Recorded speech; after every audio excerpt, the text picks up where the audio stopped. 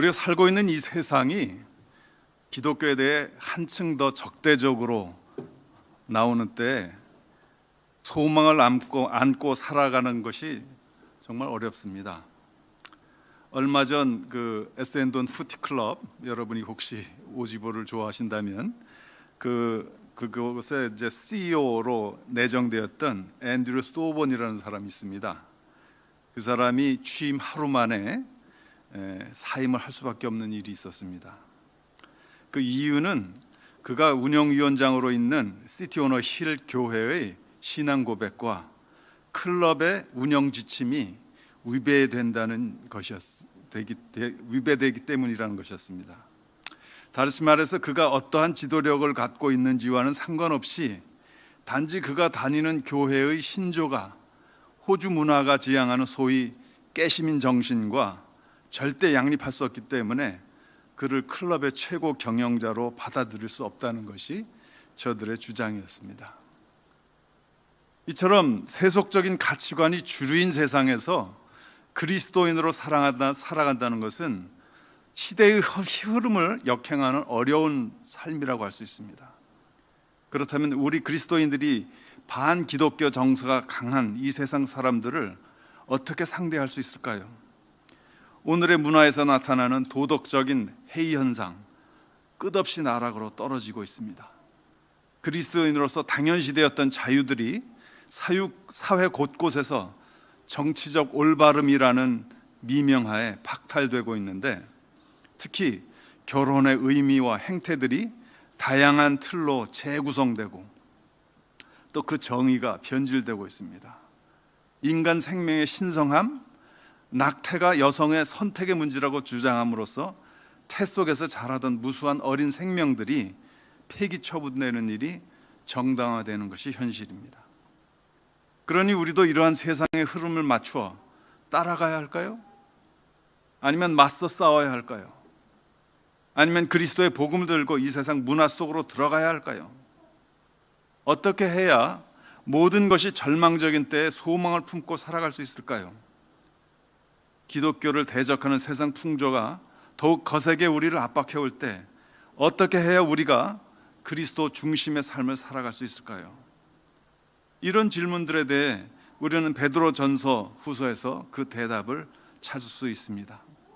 그래서 오늘 그 내용을 다 말씀드릴 수는 없지만 본문을 통해서 산 소망이 이끄는 삶에 대해서 잠깐 말씀을 전하고자 합니다.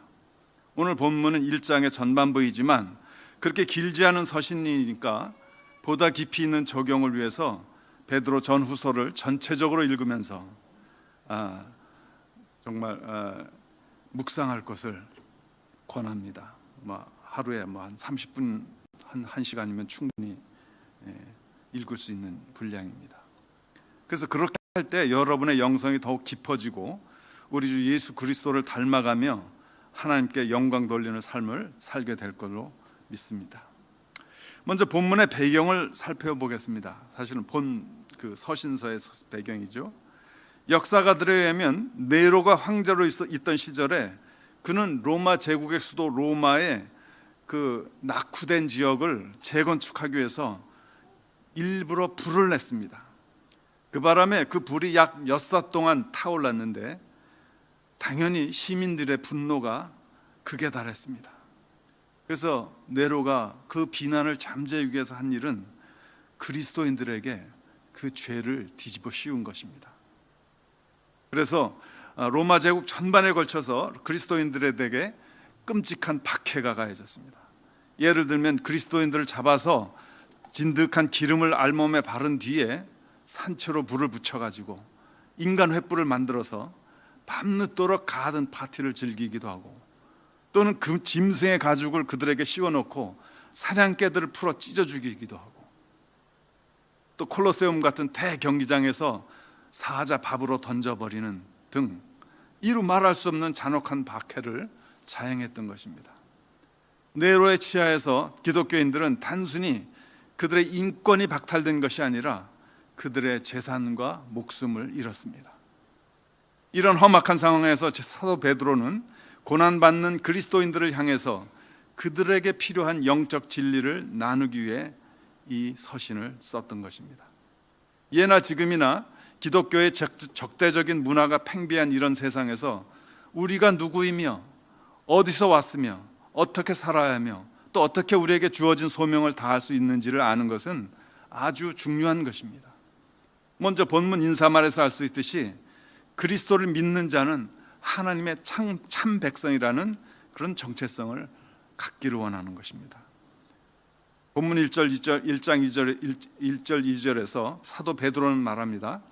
예수 그리스도의 사도 베드로는 본도, 갈라디아, 갑바도기아, 아시아와 비두니아와에 흩어진 나그네 곧 하나님 아버지의 미리 아심을 따라 성령이 거룩하게 하심으로 순종하고 예수 그리스도의 핏부림을 얻기 위하여 택하심을 받은 자들에게 편지하노니 은혜와 평강이 너에게 더욱 많을지어다.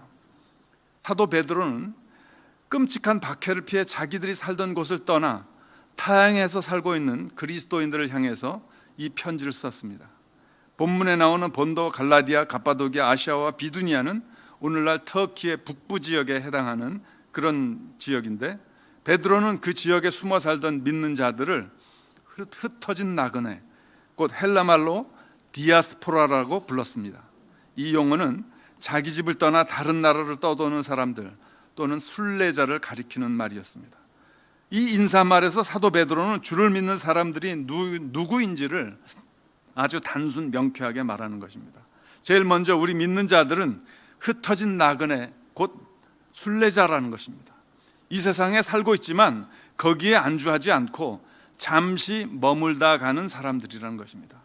특별히 우리는 우리 영원한 본향 하늘나라에 이를 때까지 믿음의 순례길을 가는 사람들임을 말하고 있습니다. 또한 우리가 주를 믿게 된 것이 하나님의 미리 아심을 따라 택함을 받았기 때문임을 말합니다. 물론 하나님께서는 모든 사람들이 구원받기를 원하시고 또 예수 그리스도의 죽음과 부활을 통해 모든 사람들에게 구원의 문을 열어놓으셨습니다. 그래서 누구라도 예수님을 구주로 믿고 입으로 시인하여 영접하기만 하면 구원을 받게 하셨습니다.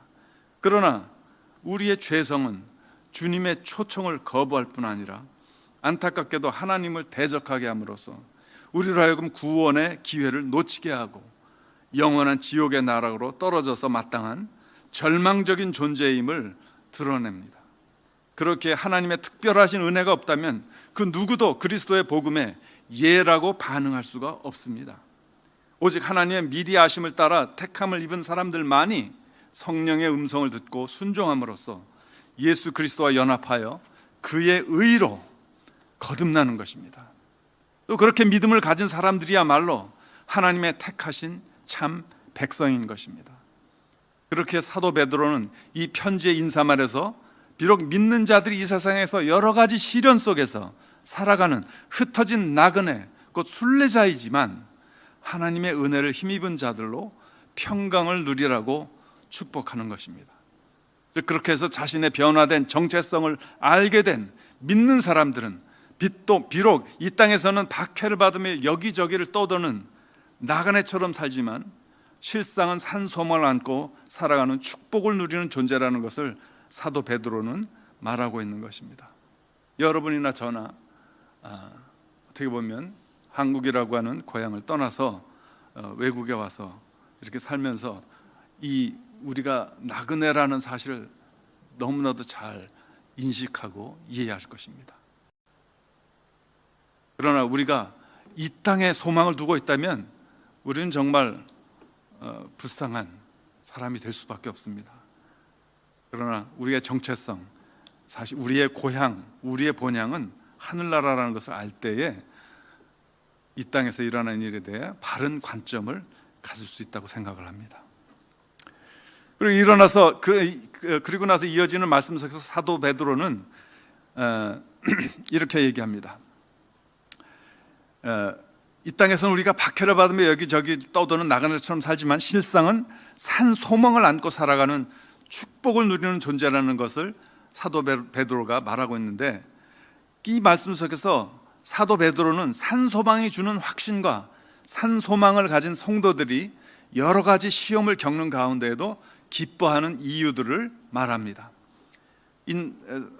3절과 5절에서 우리 주 예수 그리스도의 아버지 하나님을 찬송하리로다.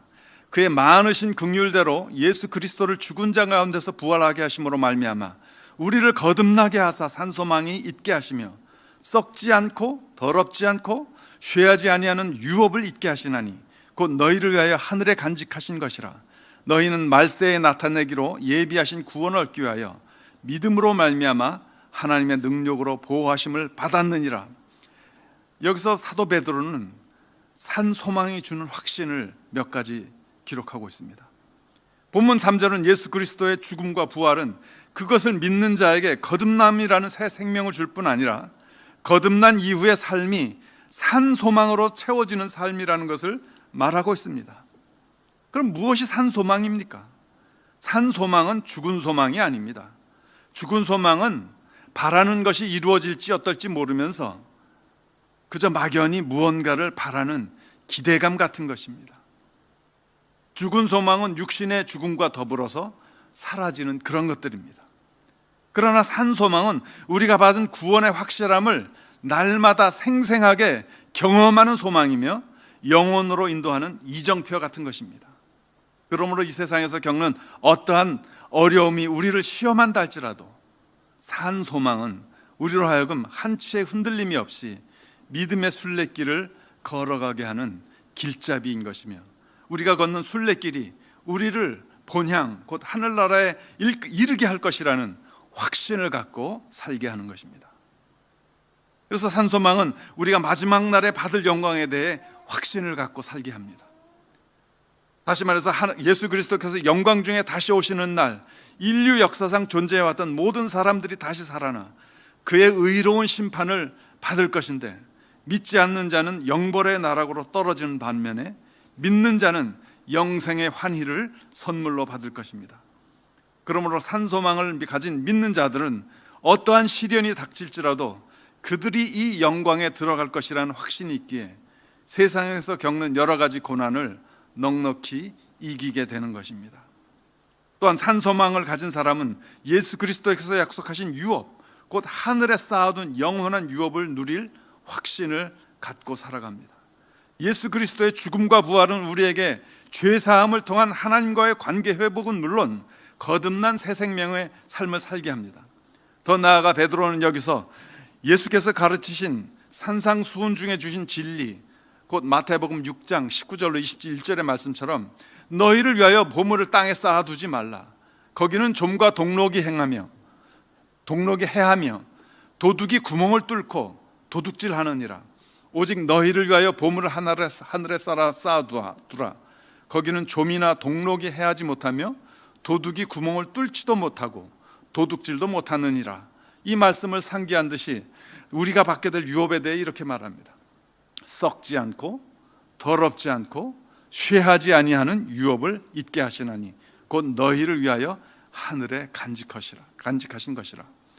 언제 어떻게 될지 모르고 재산을 강탈당하거나 억울한 일을 당하는 등 여러 형태의 박해를 피해 살고 있는 성도들에게 베드로를 통해 주신 이 말씀이 얼마나 놀라운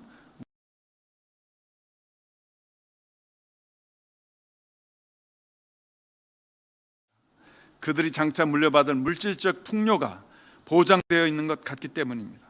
그러나 세상에 속한 그 어떠한 재물과 명예도 영원하지 않습니다.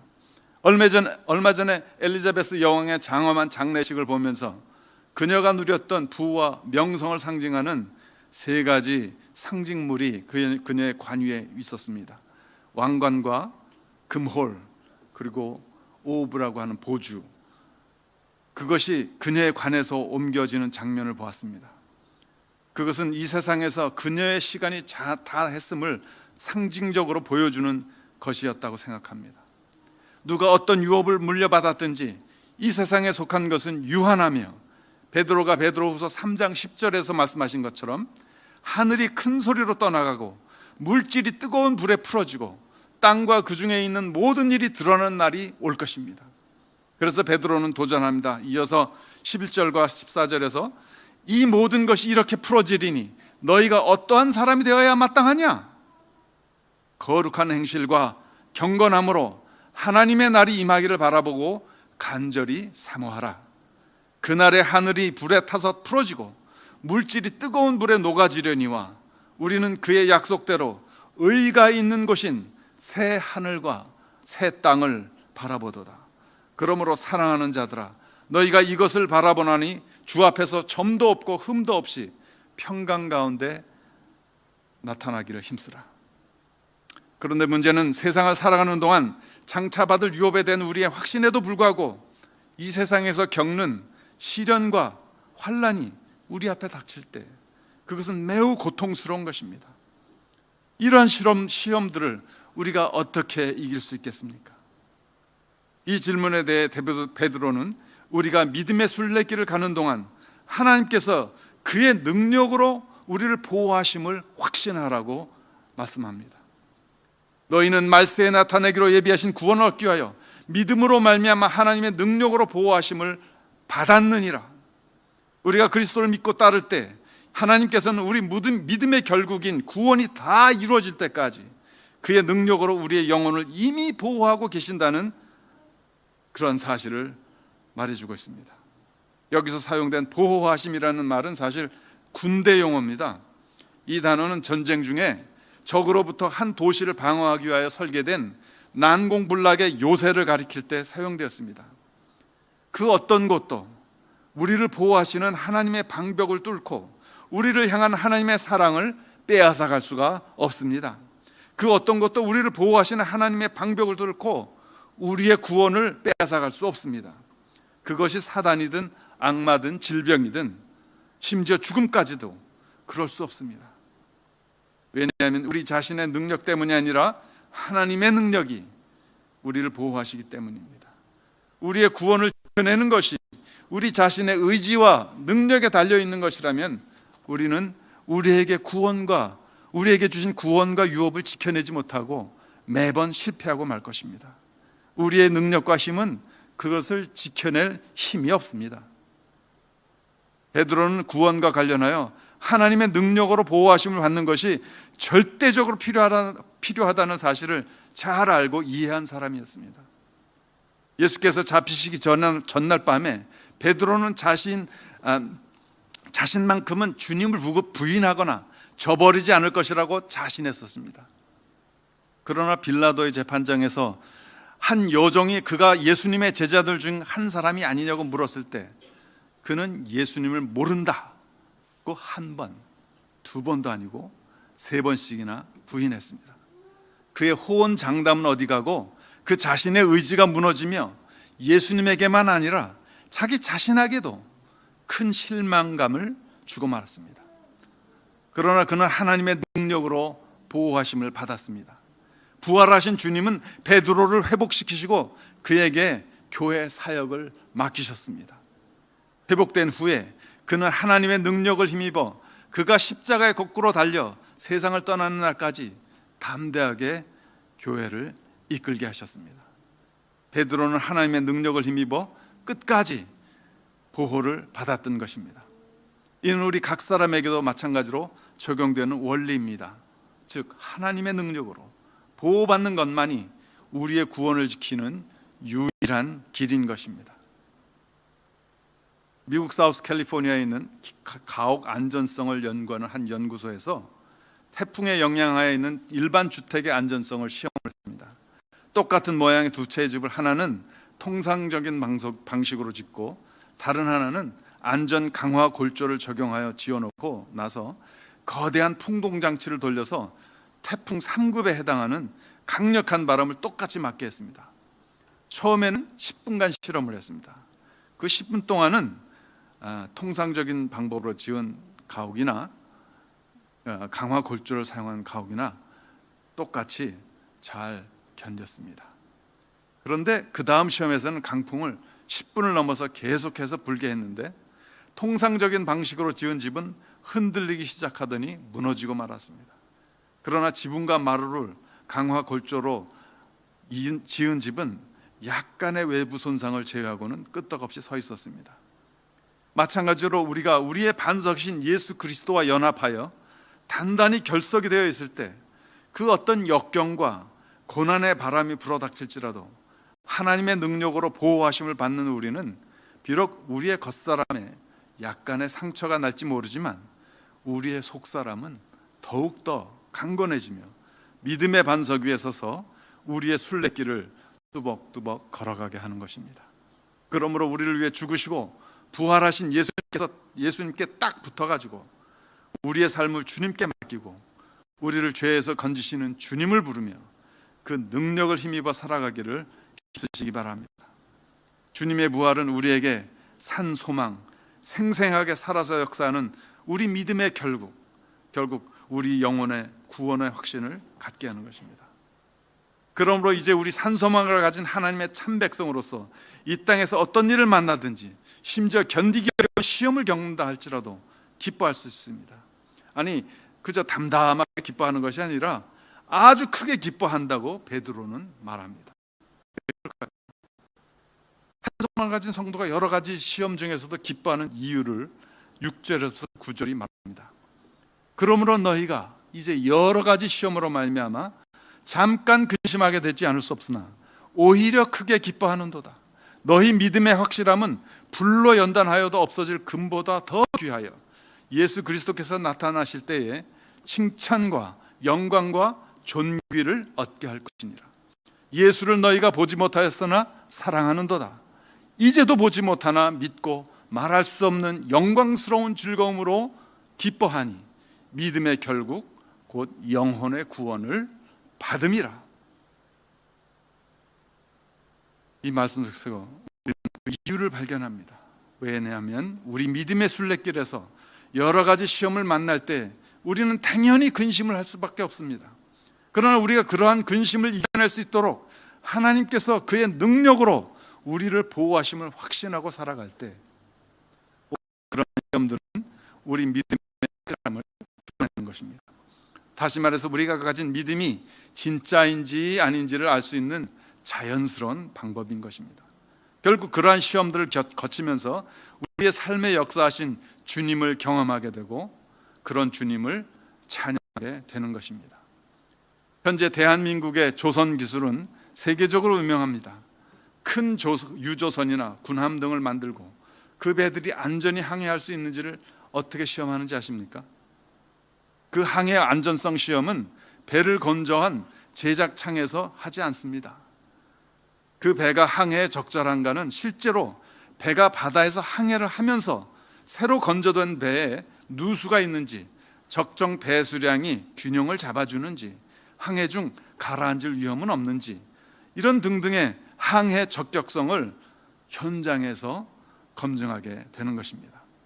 마찬가지로 하나님께서도 우리의 믿음의 여정 가운데 여러 가지 시험들을 만나게 하시는데 이는 우리가 믿음의 길에서 넘어지게 하려는 것이 아니라 여러 가지 우리의 시험을 통해서 우리의 믿음이 진정한 믿음인지 아닌지를 드러나게 하기 위함인 것입니다.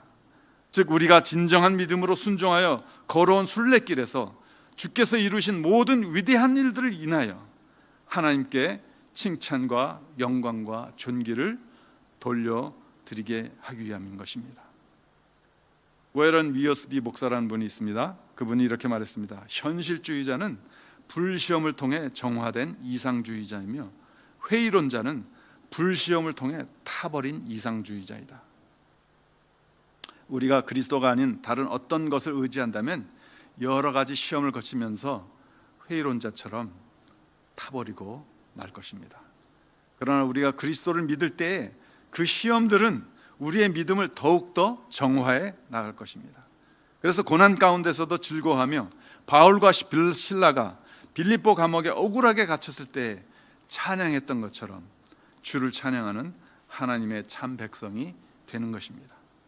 이렇듯 시험을 이긴 믿음의 결국은 우리 영혼의 구원을 가져올 것이기에 우리는 기뻐하게 됩니다. 본문 8절 9절 말씀에 예수를 너희가 보지 못하였으나 사랑하는도다. 이제도 보지 못하나 믿고 말할 수 없는 영광스러운 즐거움으로 기뻐하니 믿음의 결국 곧 영혼의 구원을 받음이라 하셨습니다. 우리가 잘 아는 히브리서 11장 1절에서 믿음을 정의하고 있습니다. 믿음은 바라는 것들의 실상이요 보이지 않는 것들의 증거라 했습니다. 우리가 예수를 육신의 눈으로 보지는 못하지만 주를 사랑하고 말할 수 없는 즐거움으로 기뻐합니다. 그것이 참된 믿음입니다. 그리고 이 믿음으로 해서 믿음의 결국 곧 모든 죄에서 온전히 벗어나는 우리의 영혼 구원이 온전히 이루어지기까지 우리가 믿음의 순례기를 계속하는 것입니다. 그래서 모든 하나님의 참 백성들은 여러 가지 시험 가운데서도 기뻐합니다. 그리고 그것이 우리 믿는 자들의 삶 가운데 항상 일어나는 현실임을 인식합니다. 덴버 신학교 교수인 닥터 데이비드 오스본이 이렇게 말했습니다. 우리는 흔히 우리의 형편과 처지를 바꾸기 위해 하나님을 이용하려고 한다. 그러나 하나님께서는 우리를 변화시키려고 우리의 형편과 처한 상황들을 사용하신다. 얼마나 사실입니까?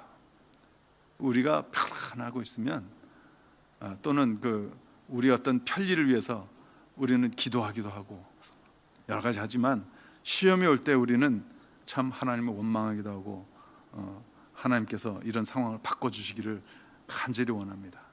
그런데 하나님께서는 역으로 그런 상황들을 통해서 우리를 변화시켜 주시는 것입니다. 달콤한 매플 시럽이 어떻게 만들어지는지 아십니까? 먼저 단풍나무에 구멍을 냅니다. 대롱을 거기에 꽂은 뒤에 대롱 끝을 수집통에다가 연결해서 단풍나무의 상층에서 흘러나오는 맑고 투명한 나무즙을 채집합니다. 채집이 잘 되는 날은 한 50그루 정도의 나무에서 100에서 150리터, 그러니까 한 드럼통 하나 정도의 나무즙을 채집할 수 있다고 합니다. 이때 모인 나무즙은 그 상태로는 아무 쓸모없는 약간 단맛이 느껴지는 물과 같습니다. 그렇게 모은 나무즙을 큰 통에 함께 담아서 불 위에서 서서히 끓입니다. 끓기 시작하면 물 성분은 기화돼서 날아가고 몇 시간에 걸쳐 달콤한 성분만 걸쭉한 시럽 형태로 남게 되는데, 이 풍부한 맛을 가진 황갈색에 아직은 여러 불순물이 섞여 있는 농축액이 됩니다. 이것을 또한 여러 번 걸러내는데 어떤 압력을 넣어서 걸러내게 됩니다. 채지만 채에 압력을 넣어서 채를 통해서 걸러내는데, 이렇게 해서 불순물을 제거하고 난 뒤에 재가열하면 그래서 병에다가 그 나온 결과물을 등급에 따라 담으면 비로소 우리가 아는 매플 시럽이 되는 것입니다. 얼마만한 양의 매플 시럽이 만들어지냐고요?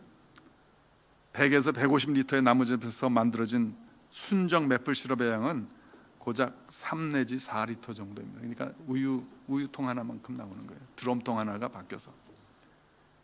그러니까 얼마나 많은 힘든 과정을 거치겠습니까? 매플 시럽 입장에서는. 우리 믿음의 여정도 마찬가지입니다. 처음 예수님을 구주로 영접하고 믿었을 때 우리의 상태는 마치 단풍나무에서 막 흘러나온 정제되지 않은 별 가치 없어 보이는 나무즙과 같습니다. 그러나 하나님은 우리가 어떠한 그릇이 될지를 아심으로 능숙한 옹기장의 솜씨로 우리를 귀하고 쓸모있는 그릇으로 만들어 주시는 것입니다. 마치 단풍나무액이 길고 고통스러운 과정을 통해 매플 시럽이 되는 것처럼 길고 때로는 고통스러운 훈련 과정을 거쳐서 짝퉁신자들과 구별되는 순수하고 참된 주님의 제자들이 되는 것입니다. 그러므로 우리가 고난의 때를 지나가고 있을지라도 기뻐합시다. 왜냐하면 주께서 심판주로 다시 오시는 그날에 우리가 칭찬과 영광과 존귀를 얻게 될 것이기 때문입니다. 또한 그날에 우리 믿음의 목적, 우리 영혼 구원의 놀라운 결과가 성취될 것이기 때문입니다. 그래서 마지막에 10절로부터 12절에 이 모든 축복들은 산 소망이신 예수 그리스도를 바라볼 때에 확실히 알 수 있음을 알려주고 있습니다. 이 구원에 대하여는 너희에게 임할 은혜를 예언하던 선지자들이 연구하고 부지런히 살펴서 자기 속에 계신 그리스도의 영이 그 받으실 고난과 후에 받으실 영광을 미리 증언하여 누구를 또는 어떠한 때를 지시하는지 상관이라. 이 섬긴 바가 자기를 위한 것이 아니요 너희를 위한 것임이 계시로 알게 되었으니 이것은 하늘로부터 보내신 성령을 힘입어 복음을 전하는 자들로 이제 너희에게 알린 것이요 천사들도 살펴보기를 원하는 것이니라. 한마디로 이 귀절들은 우리가 알고 있는 구약의 모든 선지자들 또 천사들보다 우리가 지금 현재 하나님의 참 백성이 되어 있는 우리가 그들보다 더 나은 은혜를 입었다는 사실을 말해주고 있는 것입니다. 선지자들이나 천사들은 오실 예수님의 그림자만을 볼 수 있었습니다. 그들은 우리가 부활하신 그리스도를 믿는 자로서 경험하는 특별한 은혜를 실제로 보고 경험하기를 갈망했습니다. 그러나 저들과 달리 믿음으로 구원받아 부활하신 그리스도를 경험할 수 있는 우리는 얼마나 복된 사람들입니까? 그래서 히브리 기자는 히브리서 12장 1절과 2절에서 말합니다. 이러므로 우리에게 구름같이 둘러싼 허다한 증인들이 있으니 모든 무거운 것과 얽매이기 쉬운 죄를 벗어버리고 인내로서 우리 앞에 당한 경주를 하며 믿음의 주요 또 온전케 하시는 이인 예수를 바라보자. 그는 그 앞에 있는 기쁨을 위하여 십자가를 참으사 부끄러움을 개의치 아니하시더니 하나님 보좌 우편에 앉으셨느니라. 그러므로 산소망이신 예수 그리스도를 바라봅시다. 그리하여 우리가 이 땅에서 그리스도를 믿는 믿음으로 살아간다는 이유로 어떠한 부당하고 억울한 일을 만난다 할지라도 예수님을 따라가며 산소망 가운데 구원의 확신을 가지고 오히려 기쁨으로 예수의 이름을 높이며 우리 믿음의 순례길을 마칠 때까지 말씀처럼 모든 무거운 것과 얽매이기 쉬운 죄를 벗어버리고 인내로서 우리 앞에 당한 경주를 하며 믿음의 주요 또 온전하게 하시는 이인 예수를 바라봅시다. 그래서 승리하는 우리가 되기를 축원합니다. 감사합니다.